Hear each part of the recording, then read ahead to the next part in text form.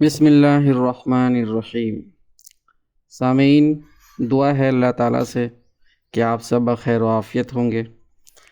آداب زندگی کا یہ سلسلہ چل رہا ہے اور آج اس کا 12واں باب ہم لوگ سماعت فرمائیں گے، جس کا عنوان ہے نماز کے آداب۔ امید کرتا ہوں کہ آپ اس سے ضرور فائدہ اٹھا رہے ہوں گے اور دوسروں کو بھی دعوت دے رہے ہوں گے کہ اس سے فائدہ اٹھائیں۔ وہ حضرات جو اردو کے قاری نہیں ہیں لیکن وہ اردو پڑھنا چاہتے ہیں، اس کے لیے بھی یہ بہت مفید آڈیو بک ہے کہ وہ کتاب سامنے رکھ لے اور لفظ بلفظ ملاتا چلے تو انشاءاللہ اس سے بھی اس کو فائدہ ہوگا۔ ایک اور گزارش ہے، وہ حضرات جو ابھی تک ہمارا اور یہ چینل سبسکرائب نہیں کیا ہے اسلامک ڈائجسٹ کو، تو برائے مہربانی آپ سبسکرائب کر لیں، ہمیں سپورٹ کریں، لائک کریں، بہت شکریہ۔ تو چلیے شروع کرتے ہیں۔ نماز کے آداب۔ نمبر 1، نماز کے لیے طہارت اور پاکی کا پورا خیال رکھیے۔ وضو کریں تو مسواک کا بھی اہتمام کیجیے۔ نبی صلی اللہ علیہ وسلم نے فرمایا، قیامت میں میری امت کی علامت یہ ہوگی کہ ان کی پیشانی اور اعضائے وضو نور سے چمک رہے ہوں گے، بس جو شخص اپنے نور کو بڑھانا چاہے بڑھائے۔ نمبر 2، صاف ستھرے، سنجیدہ، مہذب اور سلیقے کے کپڑے پہن کر نماز ادا کیجیے۔ قرآن مجید میں ہے کہ اے آدم کے بیٹو، ہر نماز کے موقع پر اپنی زینت سے آراستہ ہو جایا کرو۔ الاعراف آیت نمبر 31۔ نمبر 3، وقت کی پابندی سے نماز ادا کیجیے۔ ان الصلاۃ کانت علی المؤمنین کتابا موقوتا، النساء آیت نمبر 103۔ مومنوں پر وقت کی پابندی سے نماز فرض کی گئی ہے۔ حضرت عبداللہ ابن مسعود رضی اللہ عنہ نے ایک بار نبی صلی اللہ علیہ وسلم سے پوچھا، یا رسول اللہ، خدا کے نزدیک کون سا عمل سب سے زیادہ محبوب ہے؟ آپ صلی اللہ علیہ وسلم نے فرمایا، نماز کو اس کے وقت پر ادا کرنا۔ اور نبی صلی اللہ علیہ وسلم نے یہ بھی فرمایا، خدا نے 5 نمازیں فرض کی ہیں، جس شخص نے ان نمازوں کو ان کے مقررہ وقت پر اچھی طرح وضو کر کے خشوع و خضوع سے ادا کیا تو خدا پر اس کا یہ حق ہے کہ وہ اس کو بخش دے، اور جس نے ان نمازوں میں کوتاہی کی تو خدا پر اس کی مغفرت و نجات کی کوئی ذمہ داری نہیں، چاہے تو عذاب دے اور چاہے تو بخش دے۔ نمبر 4، نماز ہمیشہ جماعت سے پڑھیے۔ اگر کبھی جماعت نہ ملے تب بھی فرض نماز مسجد ہی میں پڑھنے کی کوشش کیجیے، البتہ سنتیں گھر پر پڑھنا بھی اچھا ہے۔ نبی صلی اللہ علیہ وسلم کے ارشاد ہے، جو شخص 40 دن تک تکبیر اولیٰ کے ساتھ نماز با جماعت پڑھے، وہ دوزخ اور نفاق دونوں سے محفوظ کر دیا جاتا ہے۔ اور نبی صلی اللہ علیہ وسلم نے یہ بھی فرمایا، اگر لوگوں کو نماز با جماعت کا اجر و ثواب معلوم ہو جائے تو وہ 1000 مجبوریوں کے باوجود بھی جماعت کے لیے دوڑ کر آئیں۔ جماعت کی پہلی صف ایسی ہے جیسے فرشتوں کی صف۔ تنہا نماز پڑھنے سے 2 آدمیوں کی جماعت بہتر ہے، پھر جتنے آدمی زیادہ ہوں اتنی ہی یہ جماعت خدا کو زیادہ محبوب ہوتی ہے۔ نمبر 5، نماز سکون کے ساتھ پڑھیے اور رکوع و سجود و اطمینان کے ساتھ ادا کیجیے۔ رکوع سے اٹھنے کے بعد اطمینان کے ساتھ سیدھے کھڑے ہو جائیے، پھر سجدے میں جائیے۔ اسی طرح دونوں سجدوں کے درمیان بھی مناسب وقفہ کیجیے اور دونوں سجدوں کے درمیان یہ دعا بھی پڑھ لیا کیجیے، اللہم اغفر لی وارحمنی وہدنی واجبرنی وعافنی وارزقنی۔ خدایا تو میری مغفرت فرما، مجھ پر رحم کر، مجھے سیدھی راہ پر چلا، میری شکستہ حالی دور فرما، مجھے سلامتی دے اور مجھے روزی عطا کر۔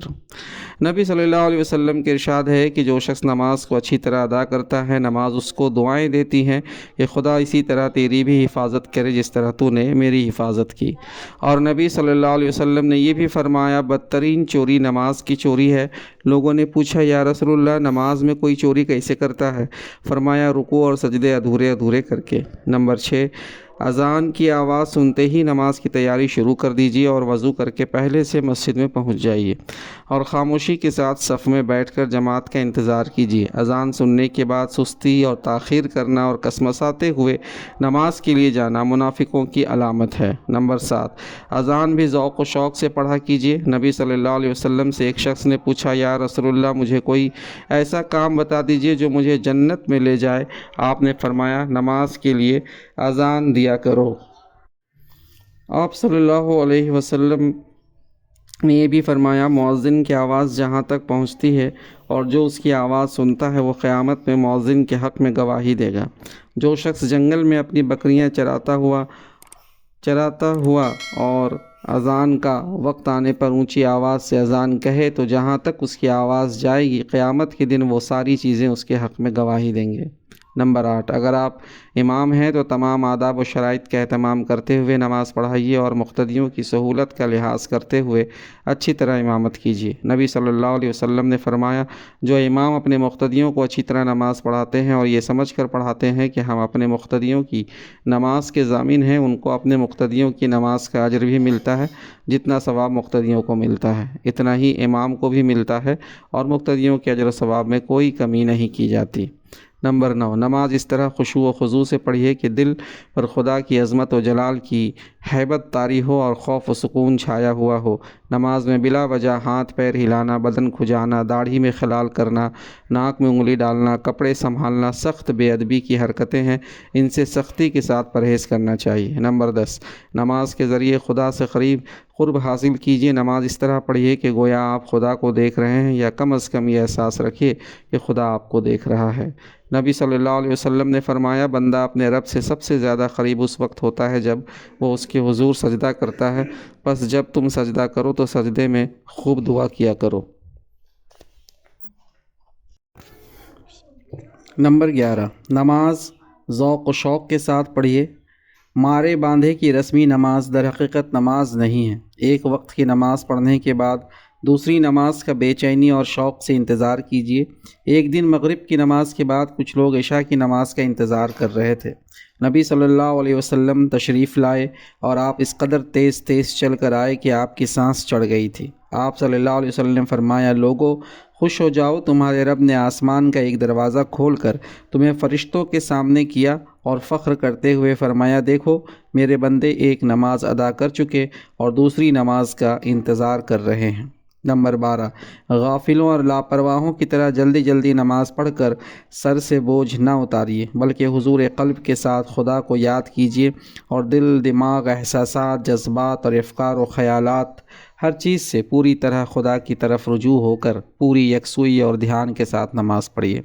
نماز وہی نماز ہے جس میں خدا کی یاد ہو، منافقوں کی نماز خدا کی یاد سے خالی ہوتی ہے۔ نمبر 13، نماز کے باہر بھی نماز کا حق ادا کیجیے اور پوری زندگی کو نماز کا آئینہ بنائیے۔ قرآن میں ہے نماز بے حیائی اور نافرمانی سے روکتی ہے۔ نبی صلی اللہ علیہ وسلم نے ایک انتہائی اثر انگیز تمثیل میں اس طرح اس کو پیش فرمایا۔ آپ نے ایک سوکھی ٹہنی کو زور زور سے ہلایا، ٹہنی میں لگے ہوئے پتے ہلانے سے جھڑ گئے، پھر آپ نے فرمایا نماز پڑھنے والوں کے گناہ اسی طرح جھڑ جاتے ہیں جس طرح اس سوکھی ٹہنی کے پتے جھڑ گئے۔ اور اس کے بعد آپ صلی اللہ علیہ وسلم نے قرآن کی یہ آیت تلاوت فرمائی وَأَقِمِ الصَّلَاةَ طَرَفَيِ النَّهَارِ وَزُلَفًا مِّنَ اللَّيْلِ إِنَّ الْحَسَنَاتِ يُذْهِبْنَ السَّيِّئَاتِ ذَلِكَ ذِكْرَىٰ لِلذَّاكِرِينَ۔ سورہ ہود آیت نمبر 114۔ اور نماز قائم کرو دن کے دونوں کناروں پر، یعنی فجر اور مغرب، اور کچھ رات گئے پر بلا شبہ نیکیاں برائیوں کو مٹا دیتی ہے۔ یہ نصیحت ہے نصیحت حاصل کرنے والوں کے لیے۔ نمبر 14، نماز میں ٹھہر ٹھہر کر قرآن شریف پڑھیے اور نماز کے دوسرے اذکار بھی ٹھہر ٹھہر کر پوری توجہ، دل کی آمادگی اور طبیعت کی حاضری کے ساتھ پڑھیے۔ سمجھ سمجھ کر پڑھنے سے شوق میں اضافہ ہوتا ہے اور نماز واقعی نماز بن جاتی ہے۔ نماز پابندی سے پڑھیے، کبھی ناغہ نہ کیجیے۔ مومنوں کی خوبی ہی یہ ہے کہ وہ پابندی کے ساتھ بلا ناغہ نماز پڑھتے ہیں۔ إِلَّا الْمُصَلِّينَ الَّذِينَ هُمْ عَلَىٰ صَلَاتِهِمْ دَائِمُونَ۔ سورہ المعارج آیت نمبر 22-23۔ مگر نمازی لوگ وہ ہیں جو اپنی نمازوں کا پابندی کے ساتھ التزام کرتے ہیں۔ نمبر 16، فرض نمازوں کی پابندی کے ساتھ ساتھ نفل نمازوں کا بھی اہتمام کیجیے اور کثرت سے نوافل پڑھیے۔ کثرت سے نوافل پڑھنے کی کوشش کیجیے۔ نبی صلی اللہ علیہ وسلم نے فرمایا جو شخص فرض نمازوں کے علاوہ دن رات میں 12 رکعتیں، اس سے مراد وہ سنتیں ہیں جو فرض نمازوں کے ساتھ پڑھی جاتی ہے، 2 رکعت فجر میں، 6 رکعت ظہر میں، 3 رکعت مغرب میں اور 2 رکعت عشاء میں، اس کے لیے ایک گھر جنت میں بنا دیا جاتا ہے۔ نمبر 17، سنت اور نوافل کبھی کبھی گھر میں بھی پڑھا کیجیے۔ نبی صلی اللہ علیہ وسلم کے ارشاد ہے، مسجد میں نماز پڑھنے کے بعد کچھ نماز گھر میں پڑھا کرو، خدا اس نماز کے طفیل تمہارے گھروں میں خیر عطا فرمائے گا۔ اور نبی صلی اللہ علیہ وسلم خود بھی سنت و نوافل اکثر گھر میں پڑھا کرتے تھے۔ فجر کی نماز کے لیے جب گھر سے نکلیں تو یہ دعا پڑھیں، اللہم اجعل فی قلبی نورا وفی بصری نورا وفی سمعی نورا وعن یمینی نورا وعن شمالی نورا ومن خلفی نورا ومن امامی نورا واجعل لی نورا وفی عصبی نورا وفی لحمی نورا وفی دمی نورا وفی شعری نورا وفی جلدی نورا وفی لسانی نورا واجعل فی نفسی نورا وعظم لی نورا واجعلنی نورا واجعل من فوقی نورا ومن تحتی نورا اللہم اعطینی نورا۔ حسن حسین۔ خدایا تو پیدا فرما دے میرے دل میں نور، میری بینائی میں نور، میری شنوائی میں نور، میرے دائیں نور، میرے بائیں نور، میرے پیچھے نور، میرے آگے نور، اور میرے لیے نور ہی نور کر دے۔ میرے پٹھوں میں نور کر دے، اور میرے گوشت میں نور، میرے خون میں نور، میرے بالوں میں نور، میری کھال میں نور، میری زبان میں نور، اور میرے نفس میں نور پیدا فرما دے، اور مجھے نور عظیم دے، اور مجھے سراپا نور بنا دے، اور پیدا فرما میرے اوپر نور، میرے نیچے نور، خدایا مجھے نور عطا کر۔ نمبر 19، فجر اور مغرب کی نماز سے فارغ ہو کر گفتگو کرنے سے پہلے ہی 7 بار یہ دعا پڑھیے، اللہم اجرنی من النار، خدایا مجھے جہنم کی آگ سے پناہ دے۔ نبی صلی اللہ علیہ وسلم کا ارشاد ہے، فجر و مغرب کی نماز کے بعد کسی سے بات کرنے سے پہلے 7 بار یہ دعا پڑھ لیا کرو، اگر اس دن یا اس رات میں مر جاؤ گے تو تم جہنم سے ضرور نجات پاؤ گے۔ نمبر 20، ہر نماز کے بعد 3 بار استغفر اللہ کہیے، اور پھر یہ دعا پڑھیے، اللہم انت السلام ومنک السلام تبارکت یا ذا الجلال والاکرام۔ خدایا تو سلام ہے، سلامتی کا فیضان تیری ہی جانب سے ہے، تو خیر و برکت والا ہے، اے عظمت والے اور نوازش والے۔ حضرت ثوبان رضی اللہ عنہ فرماتے ہیں کہ نبی صلی اللہ علیہ وسلم جب نماز سے سلام پھیر لیتے تو 3 بار استغفر اللہ کہتے اور پھر یہ دعا پڑھتے۔